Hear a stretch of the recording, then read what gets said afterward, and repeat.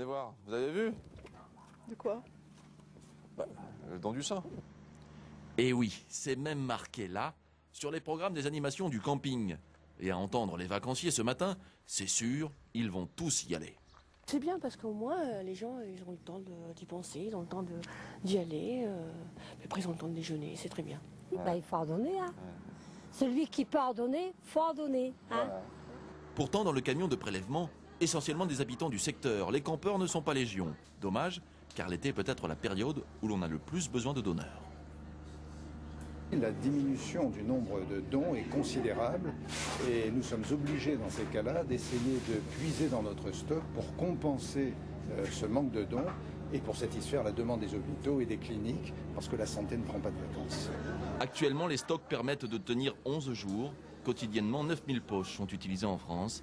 1700 vies sont ainsi sauvées chaque jour grâce au don du sang. Le campement de la mission évangélique Vie et Lumière, mis en demeure aujourd'hui de quitter le Fort-Niollet d'ici 24 heures. Cette communauté de gens du voyage est installée depuis ce week-end. Elle a promis de quitter Calais pour les Vosges dimanche. Le moulin de Coquel, près de Calais, a retrouvé ses ailes aujourd'hui. Il les avait perdues à la suite d'un orage en 96. Depuis 10 ans, une association se bat pour lui redonner vie. Les ailes sont en acier. Cet ensemble de 2 ailes pèse 1,5 tonnes et mesure 22 mètres. L'opération est très délicate. On lève de tout, ça va d'un piano jusqu'à un moteur de bateau ou alors des cloches de Boulogne comme j'ai fait il y a 15 jours. Et les ailes de moulin, c'est la première fois? Les ailes de moulin, ouais, c'est vraiment la première fois, ça fait drôle. Le charpentier et ses aides, au contraire, sont très spécialisés. Ils ne travaillent que sur les moulins. Celui de Coquel est un moulin à pivot. Ses parties les plus anciennes datent du XVIIIe siècle. Depuis ce matin, il ressemble à nouveau à un moulin. Tout est bien passé, il n'y a pas de vent. Oui, nous sommes contents. Tout est bien. C'est une opération délicate? Oui, on ne sait jamais quoi qui va arriver. Oui, mais on a déjà l'habitude. Ce n'est pas le premier quand on monte. Reste maintenant à refaire l'escalier, très vétuste. Ensuite, le charpentier vérifiera tout le mécanisme intérieur. Et dans quelques mois, les nouvelles ailes pourront tourner. On va reprendre là et là. À quelques minutes de la représentation, les cousettes font les dernières retouches. 450 bénévoles, plus de 300 figurants. La 12e édition des Misérables, le son et lumière de Montreuil-sur-Mer, est digne d'une super production. On a vu le spectacle il y a 3 ans. Ouais. On trouvait que c'était bien et puis on était déjà figurant dans des sons et lumières mais plutôt dans l'Aisne. Et on s'est dit ce serait bien de rejoindre le groupe et puis voilà. Et cette année on s'est organisé pour le faire. Aux Misérables, il y a donc les novices et ceux qui font quasiment partie des murs. Incontournable Victor Hugo, sans lui, pas de Misérables. Quand on voit l'ambiance qu'il y a dans les coulisses, sur le plateau, avec le public, il n'y a aucune lassitude et le plaisir est toujours le même, intact. C'est Thénardier qui arrive et qui sort ses costumes. Dans la famille, mon épouse est aussi thénardière à l'occasion. Elle a fait Fantine pendant des années, donc c'est une famille de Thénardier. Au cœur du spectacle, les mots de Victor Hugo. Depuis l'origine, le metteur en scène les respecte scrupuleusement.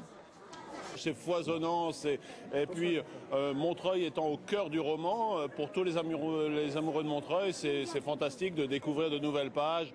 Cette année, je fais la part belle à Fantine, et il y a toujours à découvrir. C'est un roman que je lis et que je relis avec plaisir. Dans les temps froids, un pauvre a pris un pain pour nourrir sa famille. 22h30, la nuit tombe sur les remparts de Montreuil. Jean Valjean, Fantine, Cosette, Hugo, ils sont tous là. La magie peut à nouveau opérer. La gentille est volée, aussi la idée.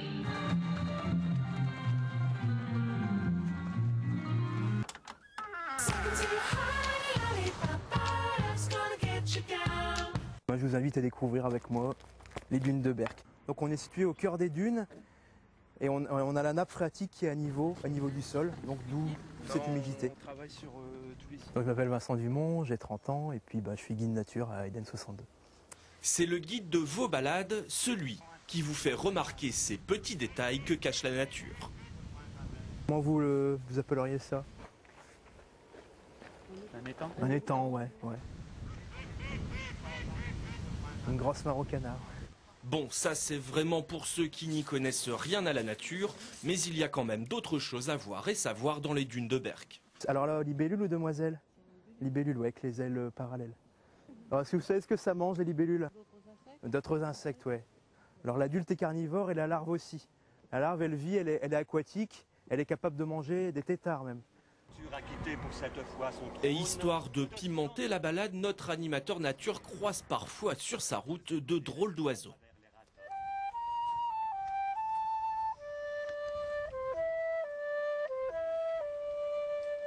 Un sourire discret lui donna la réplique.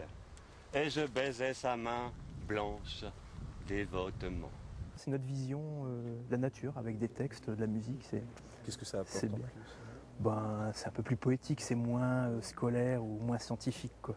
Mais pour ceux qui préfèrent la science au lyrisme, petite question. Est-ce que vous savez comment se forme la dune? Réponse. Le sable va s'accumuler dessus, à l'intérieur ça va se décomposer. En général, la première végétation qu'on trouve là-dessus, c'est le chien maritime. Je sais pas si ça vous dit quelque chose, cette plante. Il y a le chien qu'on trouve dans les jardins aussi. Donc, il va... Et sous ces dunes, on a un socle de craie argileuse qui retient l'eau. Bon, c'est un peu savant tout ça, il en sait des choses, notre animateur. Je suis qu'au début quoi, de ce métier. Hein. Je vais découvrir pendant encore longtemps, à mon avis, avant d'être vraiment au top, s'il y a un top en animateur, quoi. Eh bien, en tout cas, nous, ça nous a plu, et il faut dire que sans notre guide, on se serait un peu perdu.